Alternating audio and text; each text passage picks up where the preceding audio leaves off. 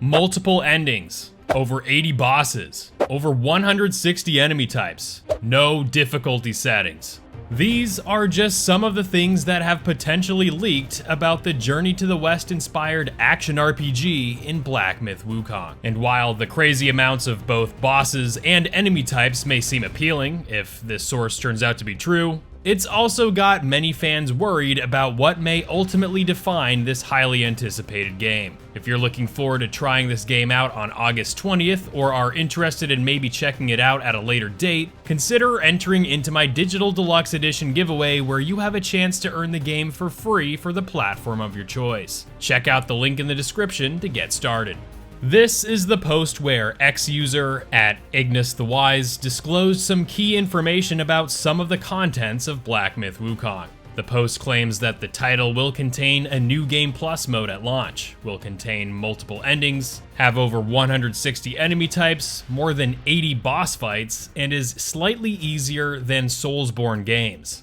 Alright, grains of salt, people. Whenever it relates to insider information, leaks, and so on, don't go putting all your eggs in this unconfirmed basket of information just yet. This insider has accurately reported a number of details about the game, including trailer drops, pre-order details, PC specs, and more before the official news was announced. So while I'll never tell you to go into this post expecting it to reflect the final product, take some grains of salt, but also know that some of this may pan out to be true. We'll only know when the game comes out, but regardless, the information disclosed in this post, namely the 160 plus enemy types and 80 plus bosses, seem pretty incredible. Those are certainly big numbers, especially for a game that has been said to be a largely very linear and story-based title, and that's really where some fans are a bit worried about this game's direction. With numbers so large in the boss category for being a linear game, some fans think that Black Myth: Wukong, the game that has been wowing the internet since its reveal back in 2020, may just end up being a glorified Unreal Engine 5 tech demo of a boss gauntlet. Black Myth: Wukong being called a boss gauntlet has been exceedingly common among numerous gaming publications who were able to play the 2-hour demo of the title during Summer Game Fest, where the demo primarily featured one level, Blackwind Mountain, and a boatload of boss fights, upwards of 10 in fact. Morgan Park at PCGamer.com reported his takeaway of his 2-hour demo playthrough, revealing, among other things, that 1. Boss fights are most of the game, at least so far, and 2. The spaces between bosses are small and not particularly exciting. Over on VideoGamesChronicle.com, author Jordan Midler reported at length that the title was among the most beautiful yet, being a true showcase of what Unreal Engine 5 can pull off, and also praised the game's fast-paced combat and challenging difficulty. Towards the end of the article, he shed some light on the level design he experienced in the demo, which was, according to the developers, a section of the very first area in the game. About the game's level design and boss rush-like format, Midler stated, "The early section we played through was absolutely rammed with boss fights. While an ideal environment to demo the game and give players a sense of the combat, at times it felt like there were literally 90 seconds between boss encounters. The lack of mindless mobs in between to practice on is a choice we're conflicted about."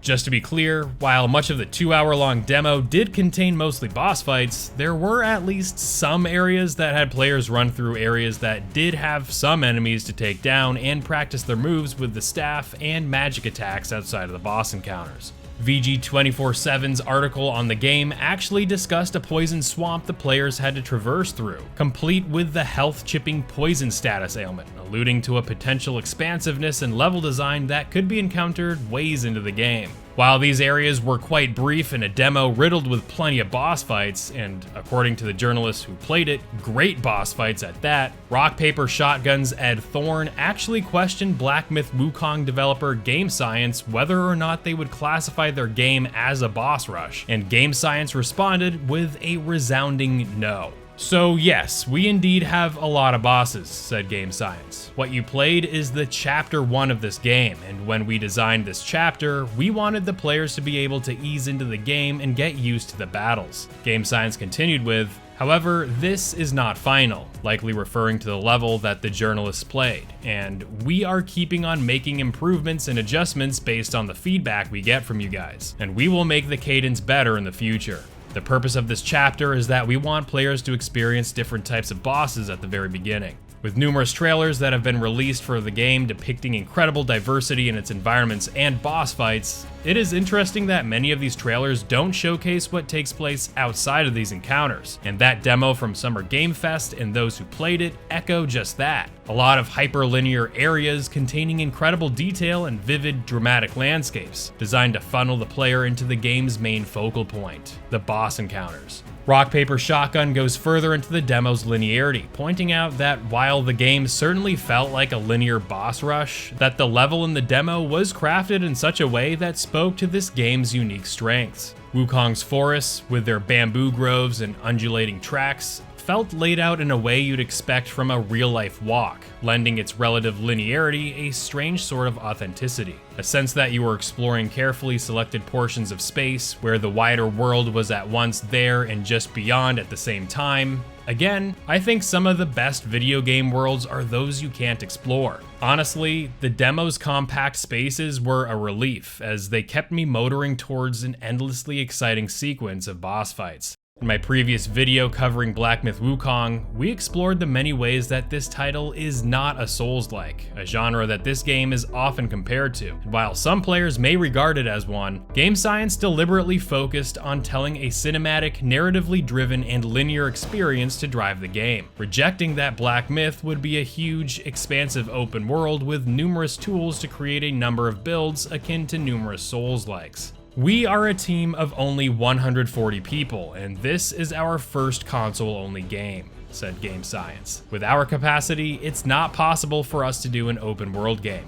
Despite the game being described so far as being very linear and punctuated with intense boss encounters, Game Science has mentioned that there are some levels that are much more open-ended, featuring branching paths leading to different NPCs who have side quests with secret bosses, hidden loot, and more being tucked behind optional content in these types of levels. Getting back to the insider information about the game, the 80+ boss fights certainly reflect the boss-heavy nature of the game that we've heard about so far, but with the info also reporting that there will be more than 160 enemy types, that implies that there will be levels large enough to lay host to enemies that Wukong can engage with, as 160 is absolutely a staggering number of enemy types if that turns out to be even remotely true. With the game reportedly launching with New Game Plus and containing multiple endings, there will no doubt be plenty of reasons to come back to the title, but the final point here, that the game will be slightly easier than Soulsborne games, has also been talked about at great length for those who have played it, stating that Black Myth is much more forgiving than other games like it. Players will not only be able to hold on to some of their experience upon death, but with magical abilities like being able to slow down enemies and bosses with the Immobilize spell, and having the ability to transform into boss characters to even the battlefield, these are just some of the ways that help distinguish this game's difficulty from other games it is often compared to. In regard to difficulty levels, it has been confirmed that there are no difficulty options in this game, as the game has been balanced in such a way to give the player a deliberate challenge while also being quite accessible. That bit of accessibility is really what distinguishes a lot of what this game is against others it is compared to, by offering a player significant tools to overcome many of the game's challenges, streamlining character progression by including a number of skill trees to enhance Sun Wukong, and telling a much more direct story that clearly outlines the game's plot, with the game's linearity guiding the experience in a deliberate manner.